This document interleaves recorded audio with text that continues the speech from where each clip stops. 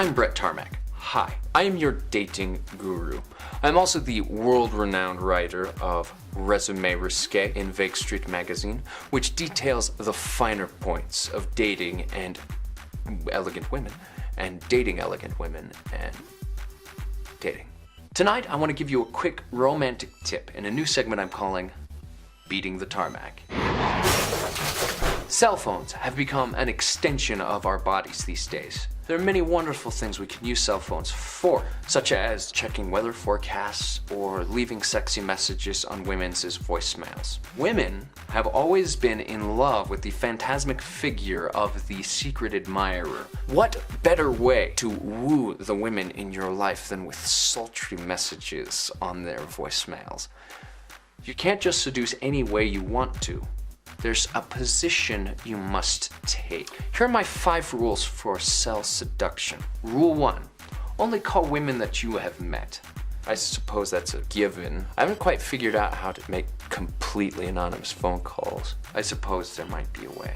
Rule 2, disguise your voice. Mystery is the key to the lock of women. Rule 3, be assertive. Women always go for the kind of guy who orders for them at restaurants. Rule 4, be poetic. Women just go for that kind of thing. Rule 5, be brief. This will demonstrate to your mark that you know what you want and how to get it. If you can't get everything across in one message, leave another message. For instance. Okay, listen, because I'm only going to say this once. You are a beautiful flower, and I will make you bloom. If you think that walls can hide you, think again. Because even now I am at your window. Okay, see you tomorrow.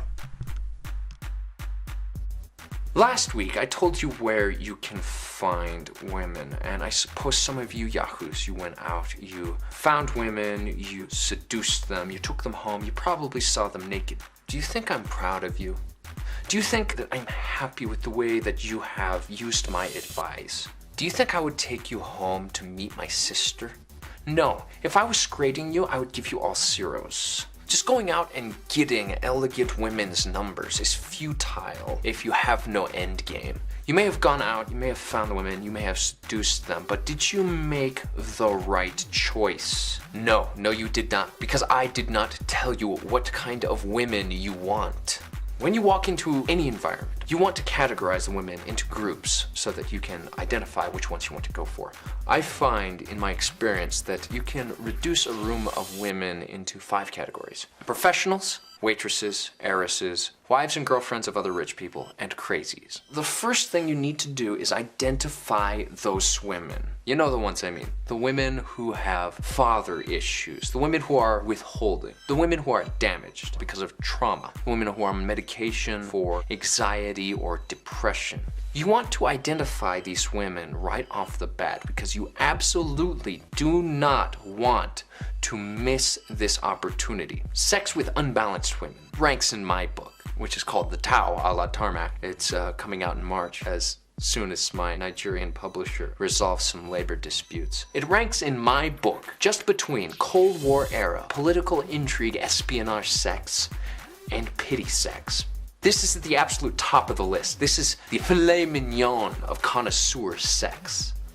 Wives and girlfriends of other rich people, you never know how rich people are. They may have secret bank accounts. They may have mafia connections. They may have a book being published by a Nigerian prince. Point is, it's a dangerous liaison to hit on the favorite squeezes of other rich people without prior permission, which is why, for now, they get the Brett Tarmac gesture of rejection. Heiresses are the most easily identifiable and viable opportunities in any party. They are the lowest risk investment with the highest potential payoff, which is why I suggest that you avoid them like the plague. I want you to work for your bread. Professionals, they have no time for you. Waitresses will take anything they can get, so avoid them too. You want people to think you have some class. And that's it for this episode of Brett Tarmac Dating Guru. I'd like to read in closing an email I got from a first-time writer, long-time reader, who has this to say. My girlfriend and I have been going through a rough patch. She has been stealing cars and robbing gas stations. She drinks all of my blue or green alcohol. She bugs me all day and keeps drugs and firearms in my house.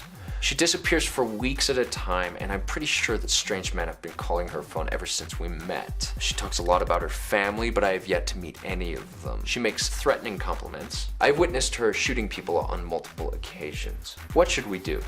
Yours corrosively, Marks L. Carl.